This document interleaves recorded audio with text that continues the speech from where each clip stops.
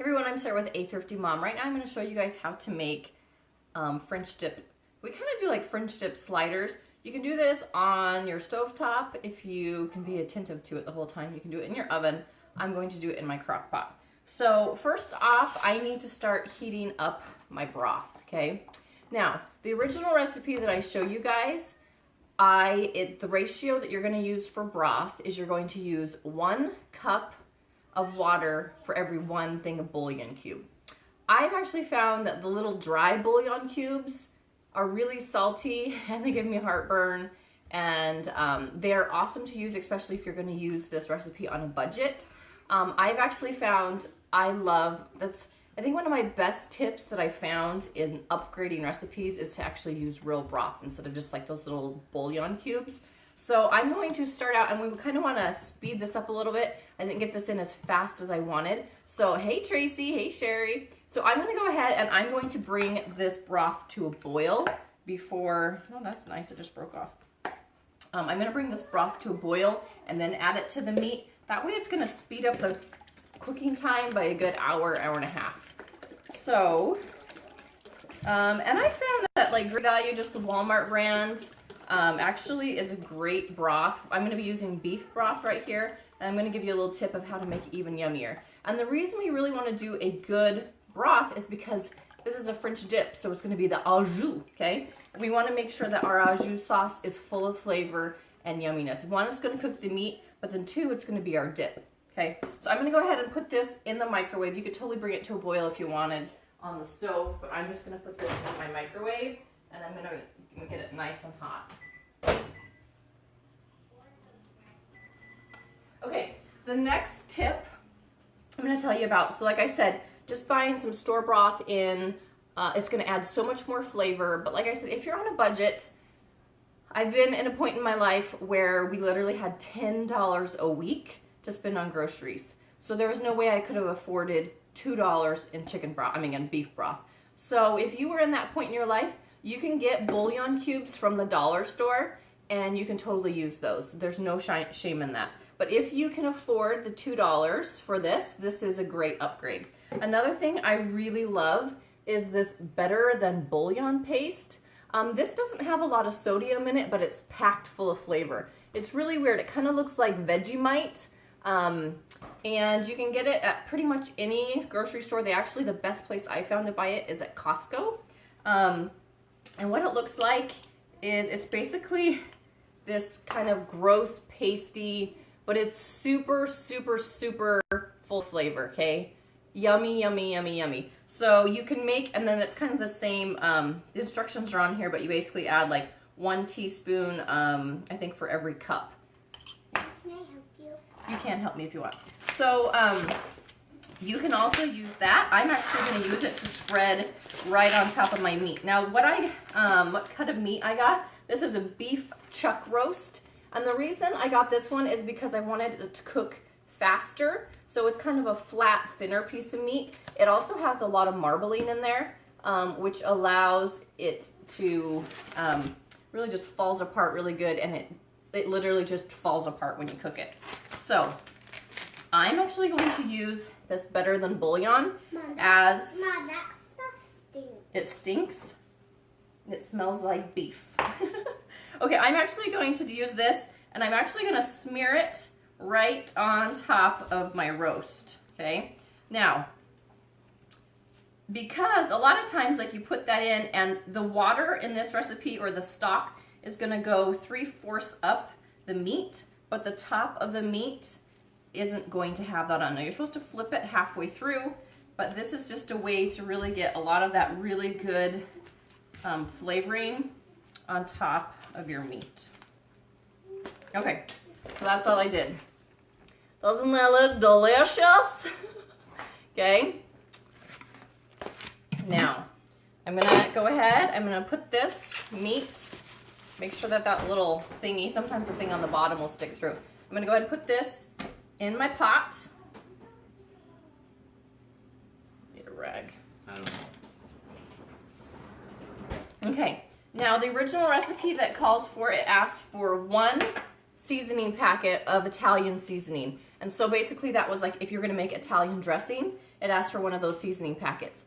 I found I've been making this recipe for about 8 to 10 years. My mother-in-law actually gave me this first original recipe, and she knows I take a recipe and then I put my own twist on it. I'm really bad at following recipes. They're a little different every time.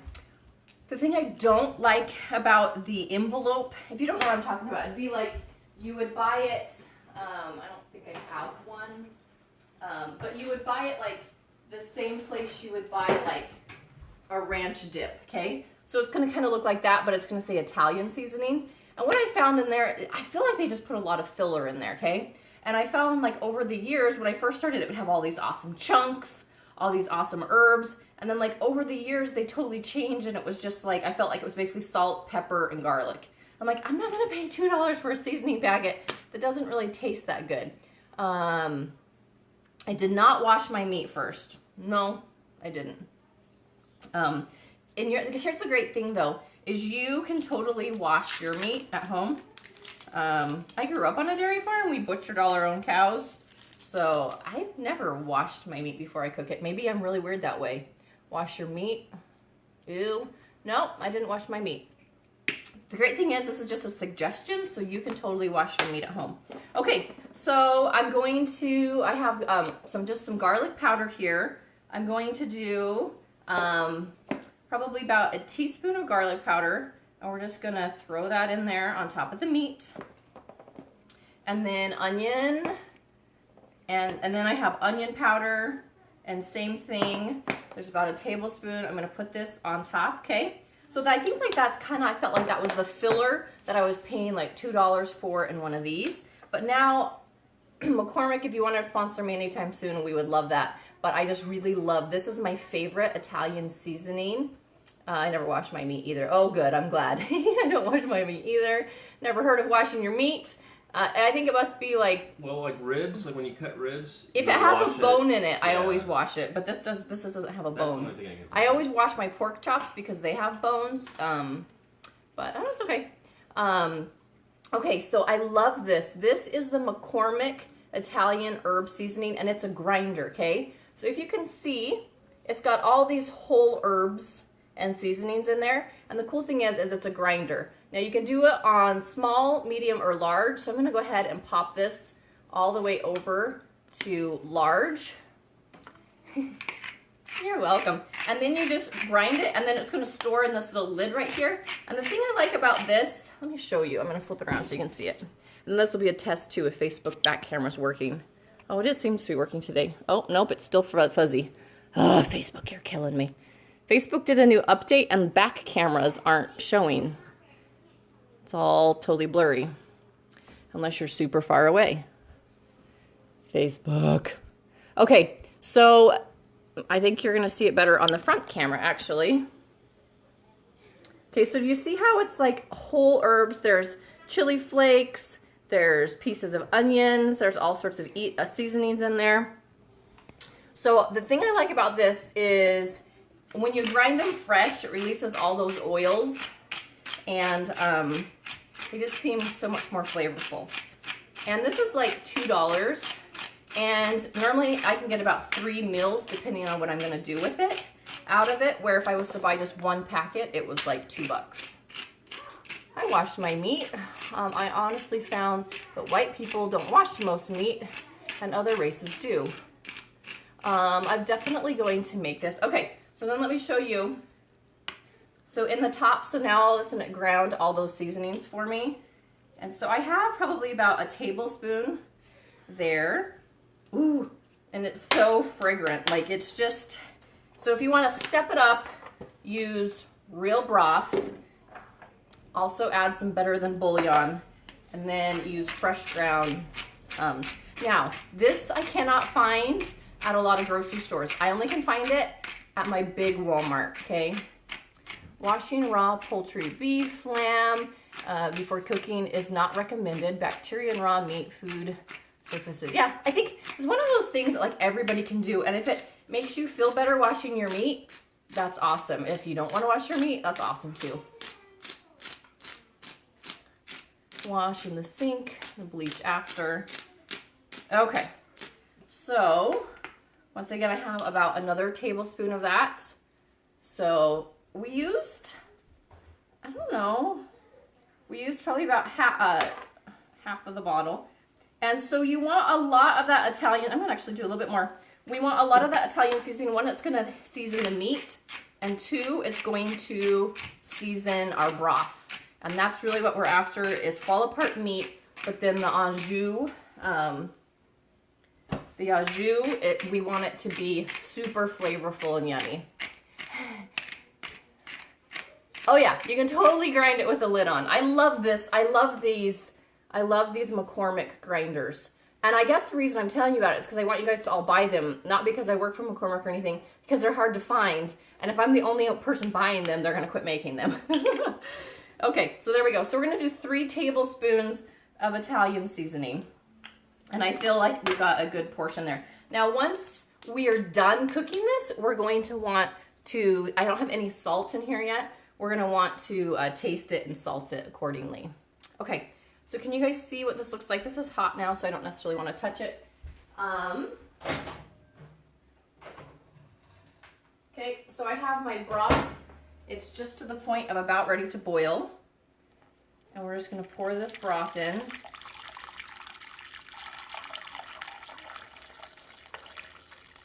And we want to go like 3/4 of the way up the meat. We just want to leave the top of the meat hanging out a little bit. So I do have some extra broth. I can just put it in. There's no reason I don't have to. In fact, since I cooked it, I'm just going to put it all in there. So we're doing extra broth today. One, my kids could drink the au jus anyway after we're done. Okay, there's that yummy. So I'm going to put this on. I'm just going to leave it. Normally you're supposed to flip it halfway through. Why did you grind the seasoning and you don't just add it the way it is? The reason I ground it is because when you grind it, hun, it releases all of those oils that are inside of here. And then two, they're pretty big, and we're gonna use this as a dip. And you don't want that to like get in your teeth. And when you grind it, it just releases all those oils and makes it smell fresh, almost like instead of a dry herb, it really brings back a lot of that fragrance and flavor. And then two, it's more palatable if you make it smaller. It's easier to kind of eat and consume. Okay. Get the big chunks in your teeth. Yeah. I got some seasoning in my teeth, but it's really good. So if you don't have a grinder, you can just eat it as is. It's all right. Okay, so there we go. So I'm done. This is going to take anywhere from 4 to 5 hours. Now, if I was to use a different cut of meat, and it was really, really fat and thick. I do have it on high, by the way. If you didn't start with boiling water and you had a really thick piece of meat, you're gonna need to go 6 to 8 hours. But since I started with boiling broth, I started with the preheated crock pot, and I have a thin, shallow piece of meat, I think it should be done in about 4 to 5 hours, dying. Okay, all right guys, thanks so much for watching. You can totally take this recipe, you can change it to however you feel best meets your family's needs. If you're allergic to onion, if you're allergic to garlic, if you're allergic to something else, you can totally change it to whatever works best.